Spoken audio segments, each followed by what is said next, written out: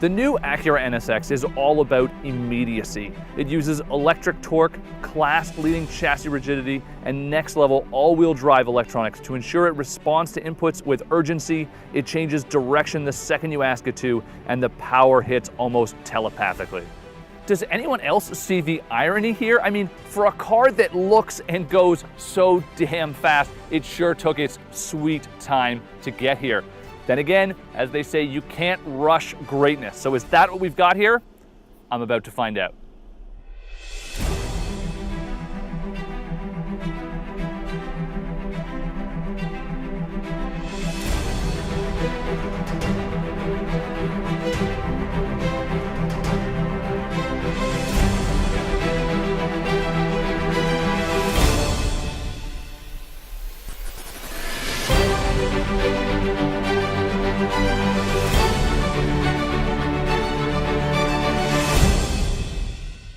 Because it took so long to arrive, we've had plenty of time to digest all the details of this Acura supercar.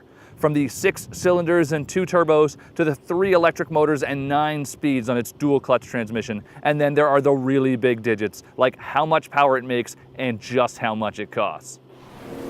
But none of that tells you what you really want to know, and that is, what is it like to drive? I can tell you it's glorious, it's outstanding. I mean, it's more than that though. I mean, this is a bucket list experience for me. I have to say that I'm driving the modern incarnation of what is easily the greatest supercar Japan has ever produced. Fans of the Nissan GT-R and Toyota Supra, please take a moment to voice your displeasure in the comment section now. Okay, time's up, back to the track. There might be turbo lag in this car, but honestly, you can't tell. And that's because the rear electric motor is producing 109 foot-pounds of torque that is delivered instantaneously. And to keep you from oversteering yourself into a wall, the twin electric front motors can each add 54 pound-feet of torque to claw you out of a corner. By differing the speeds of the inside and outside wheel, it can use electricity, both output and regeneration, to physically make the car corner. Feels much more stable than you would expect. I mean, normally on a mid-engine car like this, you really have to be cautious coming out of a corner. I mean, you don't want to give it too much throttle or it's just going to oversteer you right off the track. But here, I mean, you don't have to worry about that at all. It challenges you to just hit the throttle earlier and earlier, way sooner than you think you should be able to. The amazing thing is you don't notice all the technology in this car. I mean, the steering, it just feels totally natural. And the regenerative brakes, I mean, they feel as normal as they do powerful. And the car just feels remarkably nimble, which is pretty surprising because at 3,800 pounds, I mean, that's 600 pounds more than an Audi R8. It really shouldn't feel this way. If I didn't have a speedometer in front of me, I never would have guessed I just did 125 miles an hour. If I have anything to complain about, it's that the NSX is almost too isolated. I mean, I know I'm not this good, but this car sure makes me feel pretty spectacular. Look, so I'm pretty sold on this car's performance, but let's be honest here, one of the original NSX's claims to fame is that it was a livable supercar. So, can you really drive the new NSX every day? The answer to that question is absolutely. This car is just so civilized. I mean, Acura actually says it's the quietest vehicle out of any of its competitors, and I can definitely believe it. On the center console here, there's a little knob you can turn with 4 different control settings, and the basic one is actually called Quiet Mode. This is, after all, a hybrid.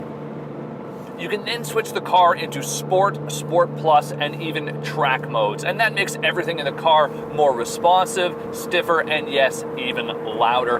Unfortunately, it never really gets loud enough for my taste.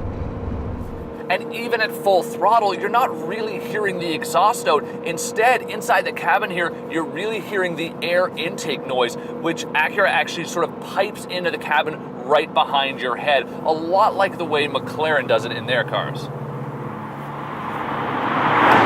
Another area where the car did sort of leave me lacking was the launch control system. Sure, it's fast, but I felt like there was a bit of a lull from the first sort of boost right off the line to when it actually really takes off. It doesn't pull like a 911 Turbo in that way.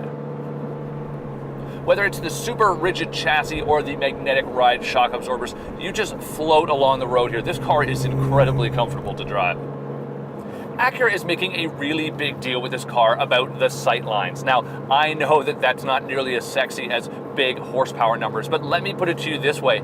If you can see out of a car really easily, it gives you a lot of confidence, and confidence in a sports car is something you definitely want. I mean, they spent a ton of engineering effort into making a tiny A-pillar, and you can see it right here. I mean, it really is very thin, gives you great visibility. On top of all that, the dash sits really low, and something that I'm super happy about being a tall driver is that the roof doesn't overhang over top of your view. When I pull up to a light in this car, I don't have to sort of duck down to see what color it is or when it's going to change. I just look up. It's that easy. At 6'1", I have plenty of room in here, although I should point out when I get in and out of the car, I do have to sort of duck.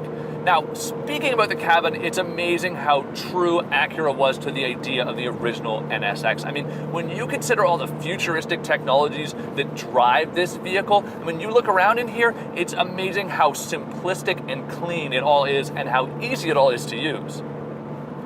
I really love the look of these digital gauges, and this matte carbon fiber steering wheel is super exotic. Unfortunately, both the tilt and telescopic functions are actually manual, which is strange for a car that costs this much and is so fancy. At the same time, there's some other little bits of switchgear inside the cabin which I think aren't quite as premium as they probably should be.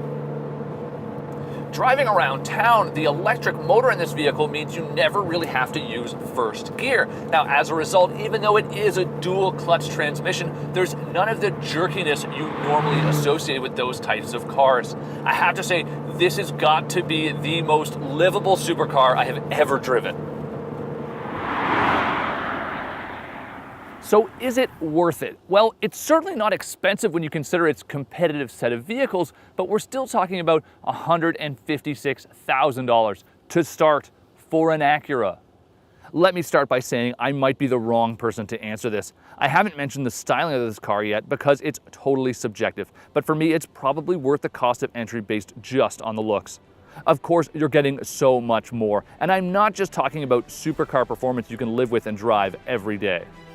This car does such an incredible job of making it all feel so natural that it's easy to forget when you're driving the Acura NSX that you're driving the very first in the next generation of exotic cars.